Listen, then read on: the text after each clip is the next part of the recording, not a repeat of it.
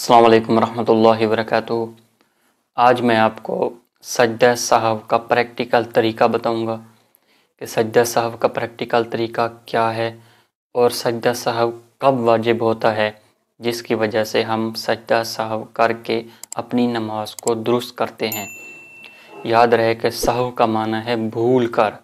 اگر کسی آدمی سے بھول کر کوئی نماز کا واجبات میں سے یا فرائض میں سے تاخیر ہو گئی ہو، یا وہ چھوٹ گئے ہوں، یا اس کی ترتیب میں آگے پیچھے ہو جائے، تب سجدہ سہو واجب ہو جاتا ہے، اور اس سجدہ سہو کے کرنے سے نماز درست ہو جاتی ہے۔ ویسے تو واجبات میں سے بہت سارے ہیں، لیکن ان میں سے چند یہ ہیں کہ مثال کے طور پر دوسری رکعت میں تشہد کی مقدار بیٹھنا بھول گیا، جیسے اتحیات کی شکل میں بیٹھتے ہیں، وہ بیٹھنا بھول گیا اور دوسری رکعت میں کھڑا ہو گیا، تو پھر اس پر سجدہ سہو واجب ہو جاتا ہے۔ اسی طرح اگر مثال کے طور پر اس نے سورۃ فاتحہ پہلے پڑھنی ہے اور سورت بعد میں پڑھنی ہے، لیکن اس نے سورت پہلے پڑھ لی اور سورۃ فاتحہ بعد میں پڑھ لی، تو اس کی ترتیب آگے پیچھے ہو گئی، تو پھر اس سے بھی سجدہ سہو واجب ہو گیا۔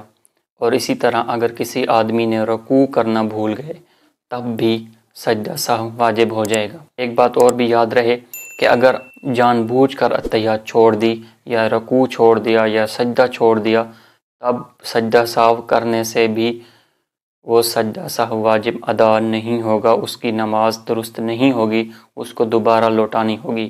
البتہ اگر بھول کر اس میں واجبات میں کوئی بھول گیا ہو، تو تب سجدہ سہو کرنے سے اس کی نماز درست ہو جائے گی۔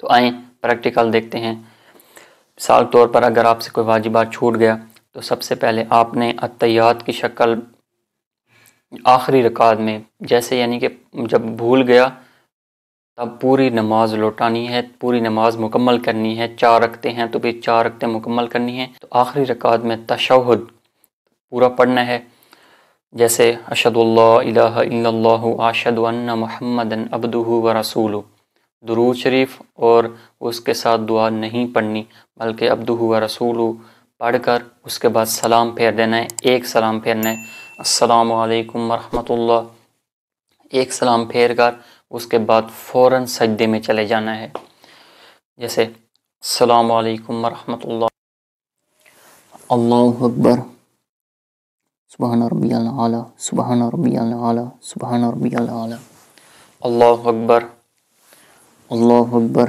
سبحان ربی الاعلیٰ، سبحان ربی الاعلیٰ، سبحان ربی الاعلیٰ، اللہ اکبر۔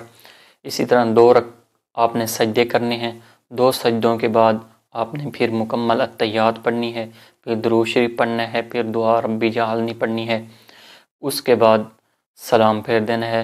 تو اس طرح آپ کی نماز ادا ہو جائے گی، جو بھی کمی پیشی ہوگی اس سجدہ سہو سے مکمل ہو جائے گی اور نماز درست ہو جائے گی۔ تو یہ تھا آج کا پریکٹیکل طریقہ۔ اگر آپ کو ویڈیو اچھی لگی ہے تو کامنٹ میں بتا دیں کہ ہمیں یہ طریقہ سمجھ میں آ گیا ہے، اور اگر کوئی اور سوال ہو تو وہ بھی کمنٹ میں پوچھ سکتے ہیں۔ جزاک اللہ خیرا۔